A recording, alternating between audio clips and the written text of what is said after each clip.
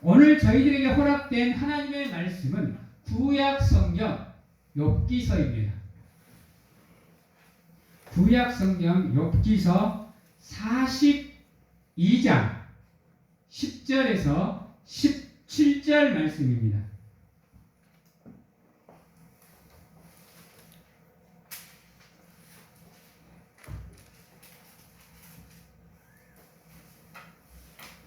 욥기서 42장 10절에서 17절 말씀까지 저희들이 나누도록 하겠습니다.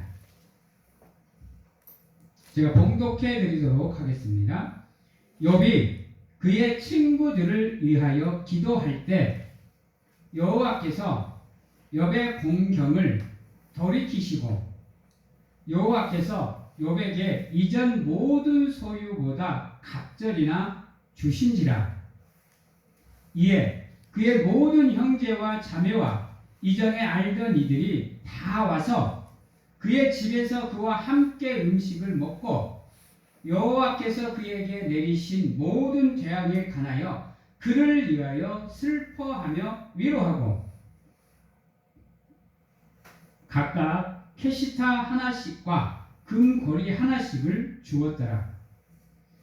여호와께서 욥의 말년에 욥에게 처음보다 더 복을 주시니 그가 양 14,000과 낙타 6,000과 소 1,000겨리와 암나귀 1,000을 두었고 또 아들 7과 딸 3을 두었으며 그가 첫째 딸을 여미마라 이름하였고 둘째 딸은 그시야라 이름하였고 셋째 딸은 게렌합북이라 이름하였으니 모든 땅에서 욥의 딸들처럼 아리따운 여자가 없었더라. 그들의 아버지가 그들에게 그들의 오라비들처럼 기업을 주었더라. 그 후에 욥이 140년을 살며 아들과 손자 4대를 보았고 욥이 늙어 나이가 차서 죽었더라. 아멘. 사랑하는 성도 여러분, 모든 일에는 처음도 중요하지만 그것보다 더 중요한 게 바로 마무리입니다. 마무리를 얼마만큼 잘 하느냐에 따라서 여러분들의 인생의 관계가 얼마나 안정적이냐 또 좋은 관계를 이루며 살아가느냐가 결정이 됩니다. 우리가 어떤 사람과 좋은 인연으로 처음에 인연을 맺었어요. 일례로 우리가 결혼이라는 시스템을 보면 처음에 만나서 정말로 사랑하는 감정, 좋아하는 감정으로 서로가 만납니다.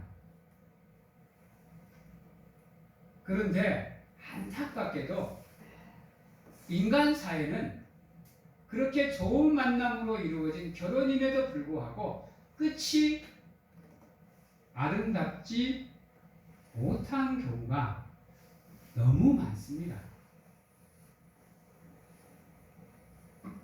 분명히 처음에는 서로가 사랑해서 만나서 서로를 위로도 해주고 배려도 해주고 안아주기도 하고 품어주기도 하고 하면서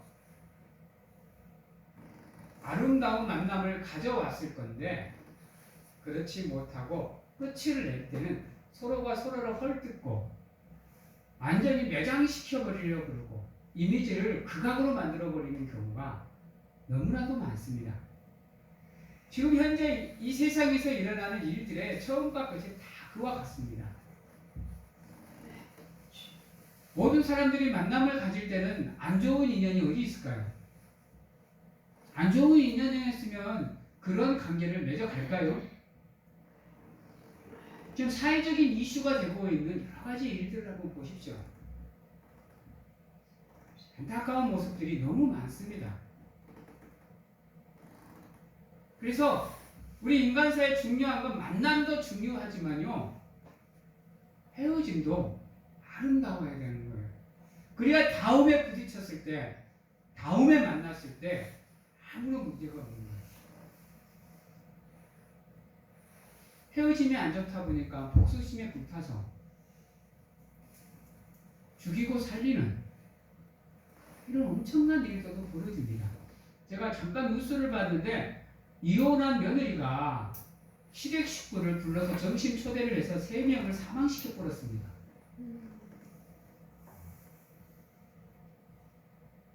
한번 보세요. 처음에 만나서 결혼했을 때는 얼마나 좋았을까? 근데 이게 끝이 아름답지 않은 경우가 너무 많습니다. 남현이나 전창조도 마찬가지고요. 전웅진이나 안성일도 마찬가지고요. 이성균, 박지윤, 최동석 아나운서도 마찬가지고요. 보세요. 끝이 아름답지 않은 모습이 얼마나 많은 거예요. 우리가 믿음 생활도 마찬가지입니다. 여러분들 처음 믿음 생활을 시작할 때 한번 생각을 해보세요.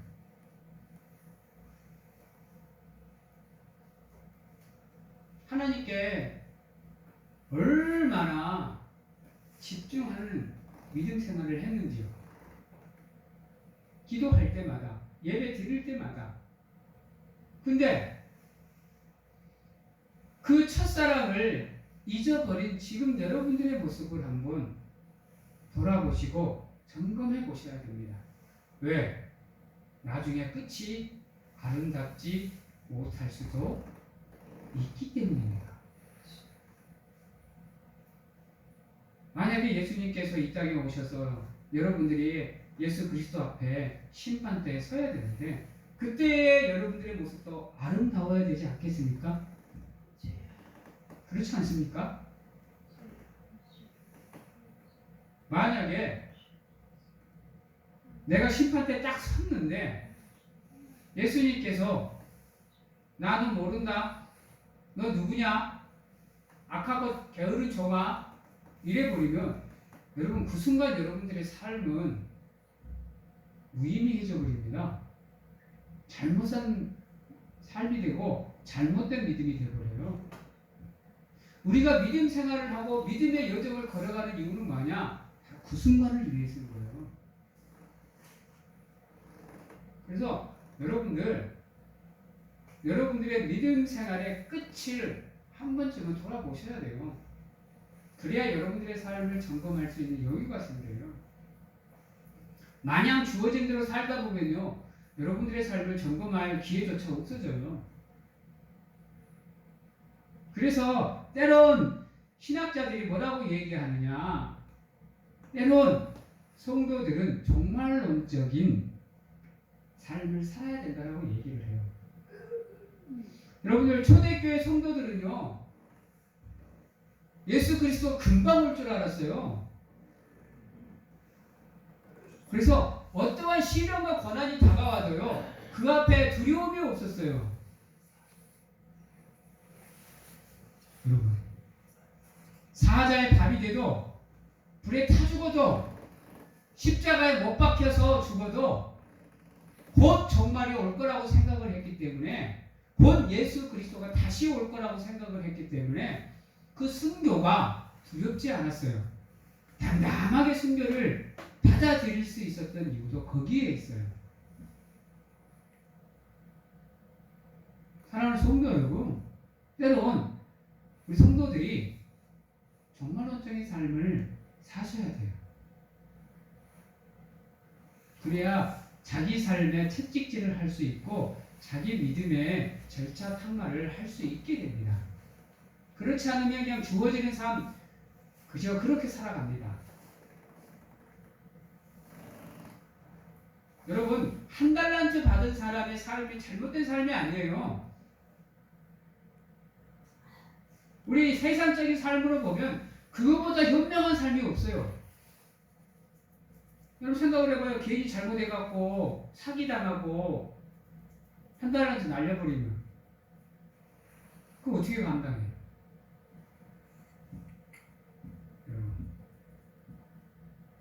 생각해 보셔야 돼요. 오히려 어떻게 보면 2달란트, 5달란트 받은 사람들의 삶이 도전적인 삶인 거예요, 여러분. 어떻게 보면 되게 무식한 삶인 거예요, 그게. 근데 아이러니하게도 하나님께서는 그 1달란트 받은 사람의 삶을 인정을 안 해줬어요. 왜? 잘못된 삶인데 자기가 잘못 알고 있는데 주인이 어떤 사람이라는 걸 잘못 알고 있음에도 그것을 점검할 수 있는 기회가 그의 삶에 없었어요. 그러다 보니까 그냥 주어지는 대로 그냥 그저 그렇게 편하게 안일하게 나태하게 살아가는 거예요.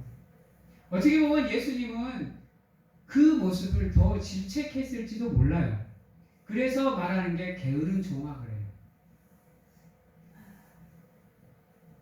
여러분, 우리가 걸어가는 믿음의 길이요, 우리가 돌아보지 않으면요, 우리가 점검해보지 않으면 잘못된 길임에도 불구하고 우리는 그게 정답인 것처럼 살아가게 돼요.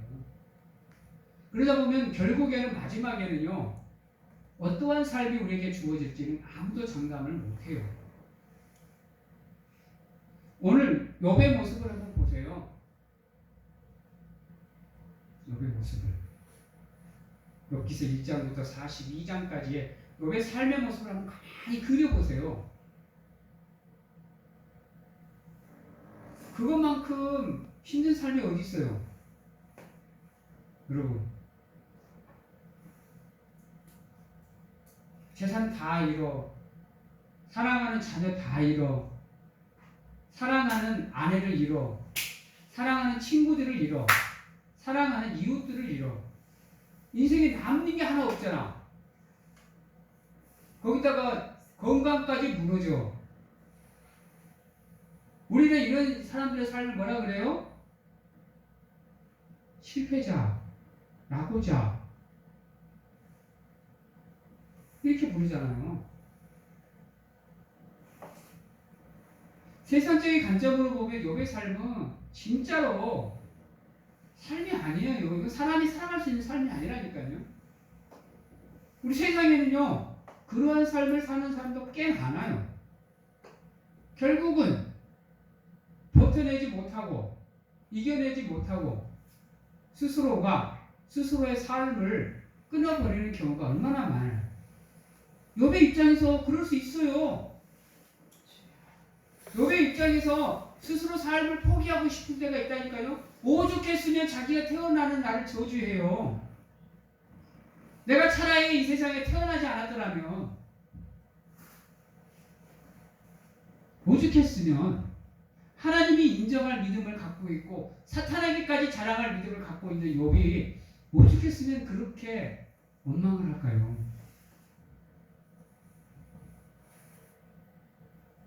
알아요.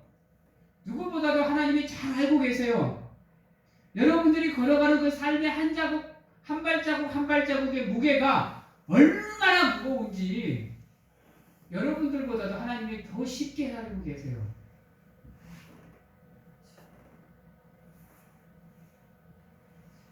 여러분들이 두 어깨에 짊어지고 있는 그 삶의 무게가 여러분들에게 얼마나 버거운 무게인지 하나님이 알고 계세요.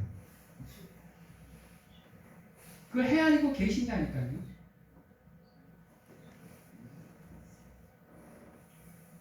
문제는 뭐예요? 그 하나님의 마음을 내가 헤아리지 못하고 있다라는 거예요. 그래서 그런 삶 속에서 나 혼자만 덩그러니 버려진 것 같고, 나 홀로 싸워가야 되고, 나 홀로 짊어져야 되고, 나 홀로 걸어가야 되는 것처럼, 하나님이 없는 것처럼 살아가는 우리의 문제라는 거예요. 욥은 그렇지 않았어요. 또 가만히 봐봐요. 다 잃었어요. 주신 이도 하나님이시요, 그러니 거두어가시는 도 하나님이시라. 욥은요 그런 상황 속에서도 끝까지 자기는 생일까지 저주하면서도 반드시 하나님이 나와 함께 해주실 거라는 믿음을 가지고 살아갔어요. 그러기에 욥의 저 마음 깊은 곳에 숨겨져 있던 그 교만이 하나님의 은혜로 깨어질 수 있는 기회가 된 거예요. 친구들의 대화를 통해서 고통과 아픔 속에서 자기를 돌아보는 시간 가운데 뭐라고 고백해요? 이전에는 내가 하나님을 귀로만 들었사오나 이제는 무엇으로요? 눈으로 하나님을 보겠나이다. 끝까지 하나님의 향한 그 믿음을 놓지 않았어요. 요셉은요? 여러분들 요셉 삶을 한번 생각해 보셨는가요?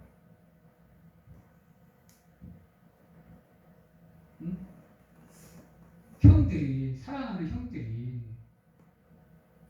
잡아 죽이려고 그러고 굶겨 죽이려고 그러고 그래서 안 되니까 노예로 팔아버리잖아요.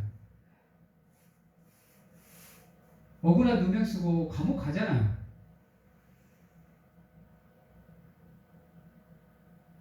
세상에서는 요셉의 이름이 잊혀질 줄은 모르겠지만 누구에게는요? 하나님에게는 요셉의 이름이 기억되고 있었어요. 그래서 하나님이 요셉의 삶을 좋지 않은 상황에 빠지면 좋은 상황으로 또 좋지 않은 상황에 빠지면 좋은 상황으로 끊임없이 인도해 주는 가운데 결국은 길을 열어주시잖아요. 그래서 수많은 생명을 구할 수 있는 길로 요셉을 인도해 가잖아요. 요셉이라고 죽고 싶은 마음이 없었을까요? 나 같았으면 형제들한테 배신당했으면 그 자리에서 죽어버렸을 것 같은데. 여러분들은 어떠세요? 보디발 집에서 억울한 누명 쓰고 감옥 갔으면 살떨릴 정도의 분노에 나도 모르게 극단적인 선택을 했을 것 같은데요.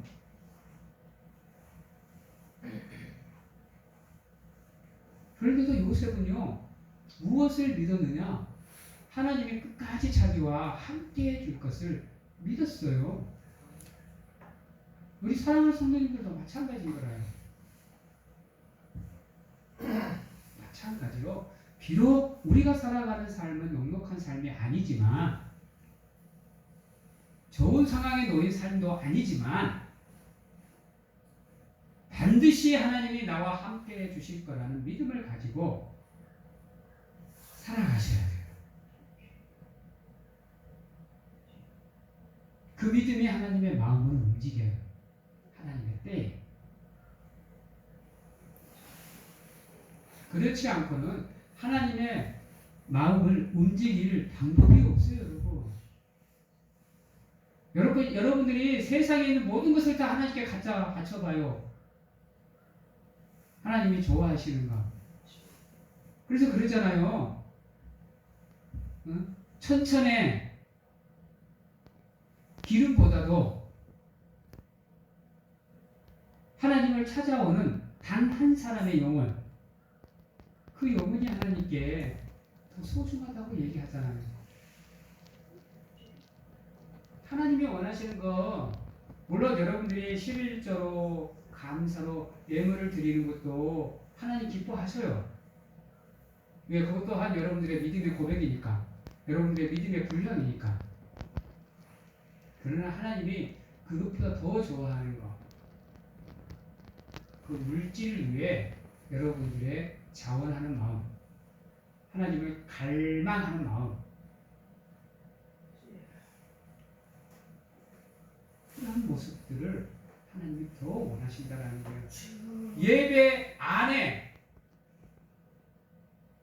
당신을 드리는, 여러분들을 드리는 그 자원하는 마음, 그 헌신의 마음, 그 사랑하는 마음을 하나님은 더 원하신다고 해요.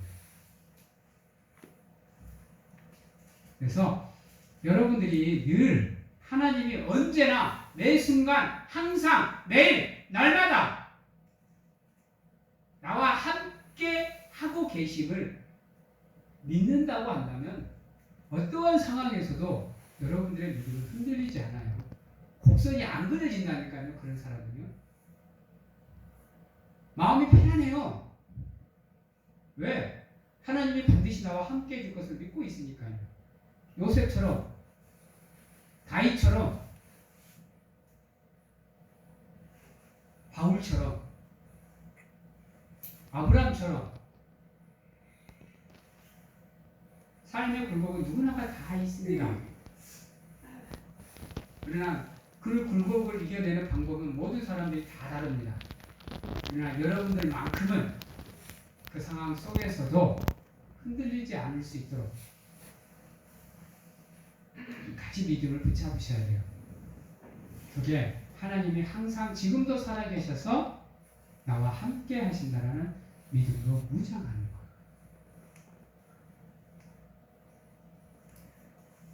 그러니까 하나님께서 욥의 모든 공경을 돌이켜 주시잖아요.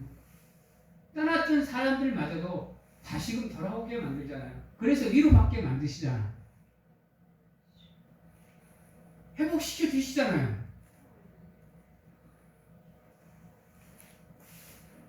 우리도 마찬가지인 겁니다. 사랑하는 성도님들, 삶은 어두울 수 있습니다. 우리의 삶은 터널을 지나갈 수도 있고요. 우리의 삶에는 걱정과 근심과 염려가 항상 있습니다. 없을 수는 없습니다. 인간이다 보니까.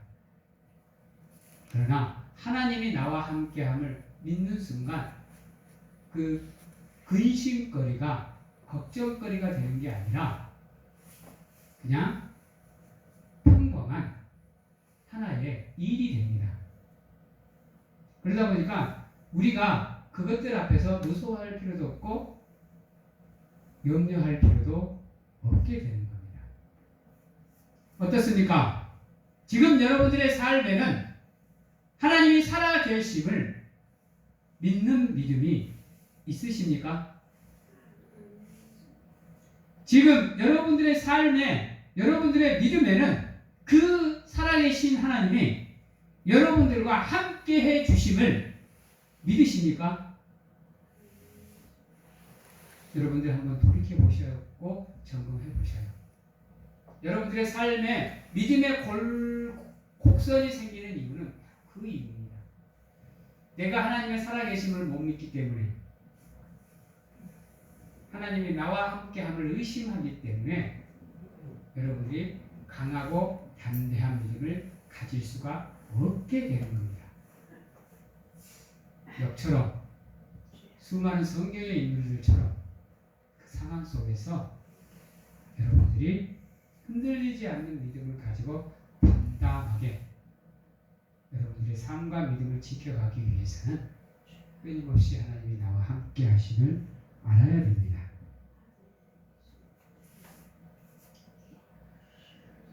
우리가 그런 믿음을 갖고 가면요,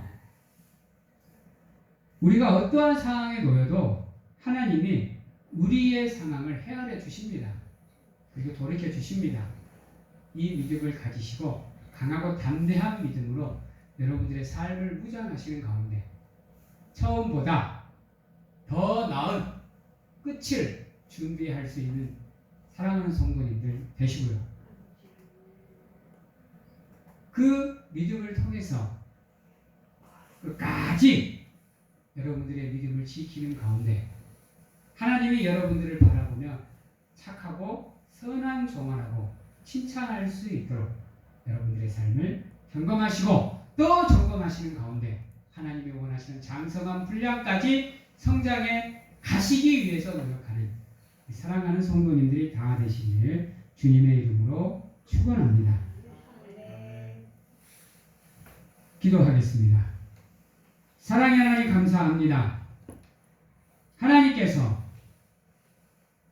늘 우리와 함께 하심을 우리가 깨달아 알 수 있도록 하나님 알게 해 주시옵소서. 깨닫게 해 주시옵소서. 느끼게 하여 주시옵소서. 그래야 모든 상황 속에서 하나님을 향한 믿음이 흔들리지 않을 수 있도록 하나님 붙잡아 주셔서 처음 사랑 끝까지 지켜나가는 가운데 하나님께서 인정하는 아름다운 성도가 될 수 있도록 축복하여 주시옵소서. 지금은 우리를 죄에서 구원하시기 위해 이 땅에 오신 예수 그리스도의 은혜와 세상 끝날까지 항상 우리와 함께 하시는 가운데 안아주시고 품어주시는 하나님 아버지의 사랑하심과 세상 어느 곳에 가서 무엇을 하든지 간에 우리를 지키시고 보호하시는 성령님의 교통하심이 오늘 이 자리에서 처음 가졌던 그 믿음 끝까지 변치 않고 갖기 위해서 노력하겠노라고 확신하고 결단하는 귀한 하나님의 성도님들 머리 위에와 가정과 직장, 자녀와 건강 위에 주부터 영원토록 함께 하시기를 축원하옵나이다.